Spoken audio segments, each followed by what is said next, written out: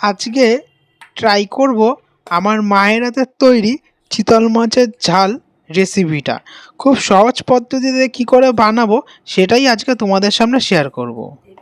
আমরা এখানে মাছটাকে একদিন নুন মাখিয়ে ফ্রিজে রেখে দেব, তাতে মাছটা একটু শক্তও হবে আর মাছটা খেতে খুব টেস্টও হবে। আর এখানে আমরা নিয়েছিলাম আলু কেটে রাখা আগের থেকেই, আর লঙ্কা, আদা, আর এদিকে ভাজা মশলাগুলোর মধ্যে নিয়েছিলাম ধনে, জিরে, এলাচ, দারচিনি, লবঙ্গ।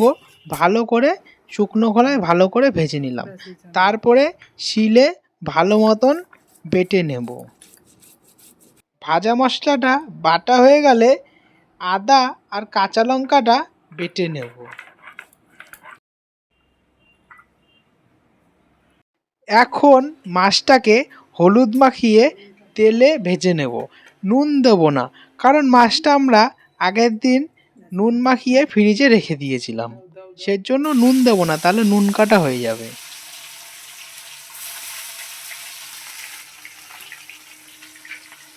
ভালোভাবে মাছটাকে লাল করে ভেজে নিলাম।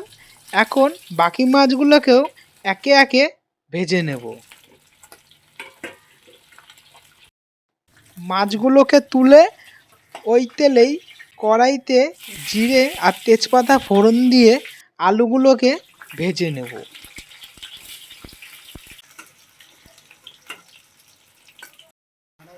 আলুটা ঠিক লাল লাল ভাজা ভাজা হয়ে গেলেই ওর মধ্যে আদা আর কাঁচা লঙ্কা বাটাটা দিয়ে দেবো।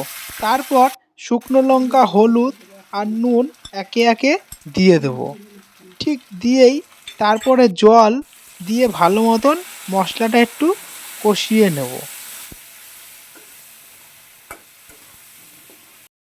মশলাটা ঠিক ভালো মতন কষানো হয়ে গেলেই পরিমাণ মতন জল দিয়ে দেব। ঝোল ফুটে গেছে, এখন ভাজা মাছটা একে একে দিয়ে বাটা মশলাটা দিয়ে নামিয়ে নিলেই তৈরি হয়ে যাবে চিতল মাছের ঝাল।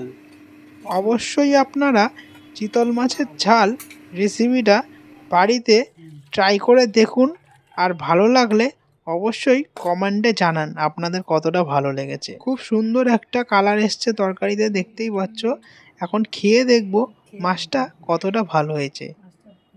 খুব সুন্দর সফট হয়েছে এখানে মাছটা, দারুণ। দেখতেই পাচ্ছ কত সুন্দর ফাইবার বেরিয়ে এসছে মাছের। রেসিপিটা ভালো লাগলে অবশ্যই একটা like, share, comment and subscribe করতে কিন্তু ভুলবেন না।